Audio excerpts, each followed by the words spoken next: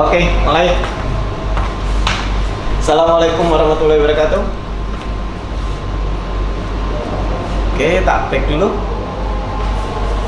Assalamualaikum warahmatullahi wabarakatuh. Untuk materi pertemuan berikutnya tentang jaringan komputer. Apa itu jaringan komputer? Langsung aja kita masuk ke pokok materi. Di sini ada 3 pokok materi. Yang pertama adalah tentang pengertian jaringan komputer, yang kedua adalah jenis jaringan, yang ketiga adalah topologi. Nah, mungkin dari 3 poin ini mungkin bisa dibilang hal yang baru buat peserta didik. Mungkin ada yang sudah memahami, ada yang pernah dengar istilah ini. Sekarang kita pelajari tentang pengertian jaringan komputer. Jaringan komputer itu apa? Slide bisa. Oke, jaringan komputer di sini. Di sini ada deskripsi. Di mana kalimat poinnya adalah ini aja, kalimat poinnya. Di situ ada sebuah sistem yang terdiri atas komputer, otomatis dia tidak sendirian, ada beberapa komputer. Di situ juga ada perangkat jaringan, semuanya terintegrasi bekerjasama untuk mencapai sebuah tujuan yang sama. Nah, itu disebut dengan jaringan komputer. Bagaimana dengan manfaatnya? Ngapain tahu kita melajari tentang jaringan komputer? Setidaknya kita tahu tentang manfaat jaringan komputer itu sendiri. Yang pertama tentang resource. Yang kedua adalah variabilitas, yang ketiga skalabilitas. Ketiga poin ini cocok ketika kita menggunakan jaringan itu di dalam skala perusahaan. Sedangkan di skala rumah kita bisa mendapatkan keuntungan seperti akses, mendapatkan informasi jarak jauh. Yang kedua komunikasi, komunikasi antar orang tidak harus face to face sekarang, bisa jarak jauh juga. Mungkin kalian sudah tahu maksudnya. Yang ketiga yang terakhir adalah hiburan, sosmed dan sebagainya. Bagaimana dengan tujuan jaringan komputer? Kebetulan di sini saya masukkan 3 tujuan jaringan. Yang pertama tentang sumber daya, di mana kita bisa membagi atau bisa melakukan sharing, handshake istilahnya, berbagi sumber daya yang kita miliki di dalam sebuah jaringan. Contohnya adalah printer, hard disk, memori, dan lain sebagainya. Yang kedua adalah komunikasi. Oke, bentar tak back dulu. Oke. Komunikasi, contohnya adalah surat elektronik, chatting.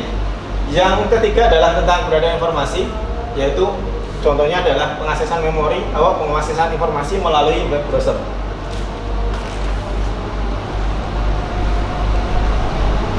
Bagaimana dengan jenis jaringan? Apa saja tahu jenis jaringannya? Berdasarkan karakteristiknya akan kita bagi menjadi 4 poin. Yang pertama adalah distribusi, yang kedua geografis, yang ketiga fungsi, yang keempat media transmisi. Kalau berdasarkan distribusi, di sini terdapat jaringan terpusat, jaringan terdistribusi, geografis juga LAN, MAN, WAN. Nah, semua ini akan kita ulas di halaman berikutnya. Kita langsung masuk aja ke halaman berikutnya tentang distribusi. Distribusi kita bagi jadi 2 seperti tadi kita sampaikan, terpusat sama terdistribusi. Yang dimana terpusat terdiri dari klien, komputer klien, dan peladen, yang dimana komputer klien berfungsi sebagai perantara untuk mengakses sumber informasi yang berasal dari komputer peladen. Sedangkan terdistribusi merupakan perpaduan beberapa jaringan terpusat, jadi gabungannya, sehingga terdapat beberapa komputer peladen dan saling berhubungan dengan klien membentuk sebuah jaringan tertentu. Sekarang berdasarkan geografisnya. Oke. Yang pertama adalah tentang LAN. Di sini LAN alias Local Area Network, yang dimana orientasi jaraknya adalah 1 sampai 10 km. Contohnya adalah di dalam sekolahan, di dalam laborat, itu masuk kategori LAN. Skala yang lebih luas lagi di sini, itu masuknya ke dalam MAN, Metropolitan Area Network. Jaraknya antar gedung dalam satu kota mungkin bisa. Biasanya jaraknya orientasi 10 sampai 50 km. Sedangkan yang ketiga yang lebih luas lagi yaitu WAN, Wide Area Network, dengan jarak antar kota, antar provinsi, antar negara.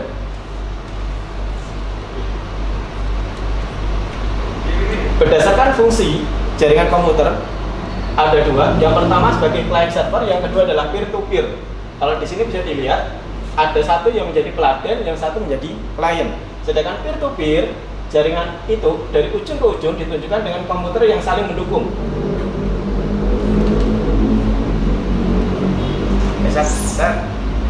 Nah, Berdasarkan media transmisi ini yang terakhir ini, yaitu dibagi menjadi dua, yaitu dengan menggunakan kabel dan nirkabel. Kalau di dalam bahasanya nirkabel mungkin dikenal dengan istilah WiFi sama kalian.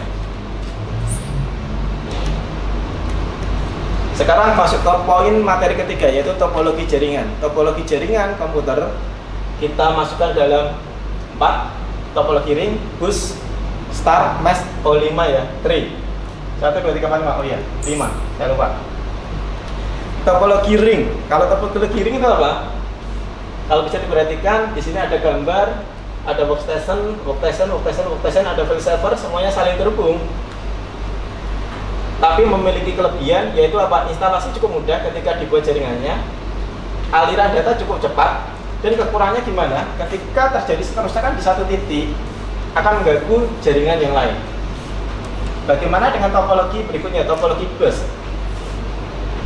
Dari gambar topologi ini bisa dilihat di sini ada server, ada klien 2, klien 3, klien 4, 5, 6, ada kabel induk atau backbone-nya. Apakah kelebihannya? Kelebihan dari ini, di sini tak tuliskan, jumlah perangkat yang terhubung dapat dirubah tanpa mengganggu yang lain. Maksudnya apa? Ketika kita menambahkan klien ke-10, kita tinggal menghubungkan secara langsung pun tidak mengganggu klien nomor 1 atau nomor 2. Yang kedua adalah instalasi yang cukup mudah. Bagaimana dengan kekurangannya? Nah, kekurangannya adalah jika traffic data yang tinggi, akan terjadi namanya kemacetan, bisa dibilang deadlock.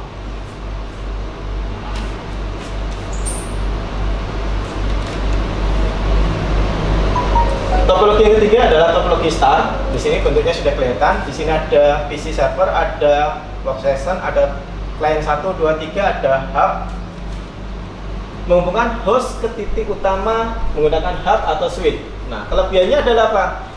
Jika satu host rusak, yang lain tidak terganggu. Misalkan komputer kalian di sini rusak, yang lain tidak ada masalah. Mudah terdeteksi jika ada kerusakan. Iya, karena sudah menggunakan jaringan terpisah. Kekurangan membutuhkan banyak kabel. Bisa dilihat dari bentuk jaringannya. Topologi mesh. Ini bentuk topologi mesh. Satu host terhubung dengan host yang lain dengan menggunakan kabel tunggal. Kelebihannya cukup bagus. Proses pengiriman data cepat, ini yang dicari di dalam jaringan komputer. Jika komputer satu rusak, tidak akan mengganggu komputer yang lain. Nah, sedangkan kekurangannya adalah instalasi yang cukup rumit. Bisa dilihat dari bentuk gambar topologinya, cukup bisa dibilang arahnya mau kemana dan kemana. Ini yang sering diminati tentang keberadaan topologi tree, yaitu topologi jaringan bertingkat, yang dimana kalau bisa dilihat di sini ada PC server, di sini ada backbone atau kabel induk, ada hub-hub, terlalu banyak titik node, tetapi itu bisa menjadikan keunggulan maupun kekurangan. Yang pertama adalah mampu menjangkau area yang cukup jauh. Anggap aja di sini lab 1, 3 ini, yang di sini lab 2, di sini lab ketiga. Mereka semua bisa terhubung ke dalam satu server. Mau ditambahkan lagi lab 4 pun masih bisa dan cukup mudah. Identifikasi kerusakan cukup mudah karena bisa dilihat dari posisi kerusakan di poin mana dan terhubung ke jaringan di mana. Kekurangannya, jika kabel utama backbone ini rusak, maka seluruh jaringan itu rusak. Dan susahnya pemeliharaan itu menjadi kekurangan utamanya karena terlalu banyak kabel dan bentuk jaringannya juga semakin melebar. Seperti kalau kita melihat pohon sesungguhnya, terlalu banyak ranting, sulit sekali pemeliharaannya. Oke, itu materi jaringan komputer. Silakan nanti dipelajari, dibuka materi slide-nya. Semoga bermanfaat. Wassalamualaikum warahmatullahi wabarakatuh.